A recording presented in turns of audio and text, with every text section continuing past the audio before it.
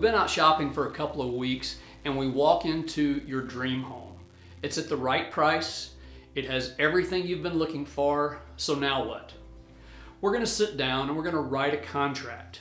That contract is going to put all the stipulations to the purchase of the home that you're willing to agree to. It's pretty detailed. It's about an 11-page document, and I encourage you to read that document when we sit down and sort of talk about putting in that offer. It's going to have the offer amount. It's going to have how much down payment you're putting. It's going to put in there whether we're asking them to pay for anything, like closing costs. Pretty uncommon in this market, but sometimes that still happens.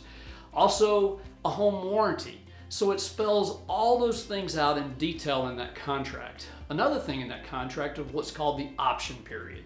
The option period, as I explained in one of my other videos, is a short period of time, usually 5 to 10 days, where you're asking the sellers to take that home off the market and let you get a home inspection done on it, to look for anything that is a major problem with the home. Let's say there's a plumbing problem or an AC problem or an electrical problem.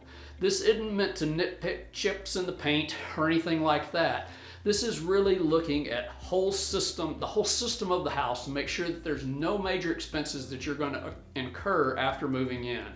The roof is another one. We want the inspector to look closely at the roof. So as we're going through filling out all these pieces, that option period, we put a number of days in there. There's many other documents that go into the contract, like the non-realty item addendum. If they're going to leave a refrigerator or a water softener, we want that in the contract that's going to be there when you go to walk through the house prior to closing. There's a lot of other addendums, like the Homeowners Association addendum, that's going to be there to say how much of the transfer fee we're going to be willing to pay. And it also guarantees that they send you those Homeowner Association docs so that you can ensure that there's not anything in there that you can't live with. Maybe you have a home business and the HOA says you can't run a home business out of your property. You want to know that. And so that's another contract piece that goes into this. We fill out that entire contract, you sign it, and then we send it back to the sellers to see if they will agree to the terms of that. Having a contract sent is a wonderful thing. Having it accepted is even better.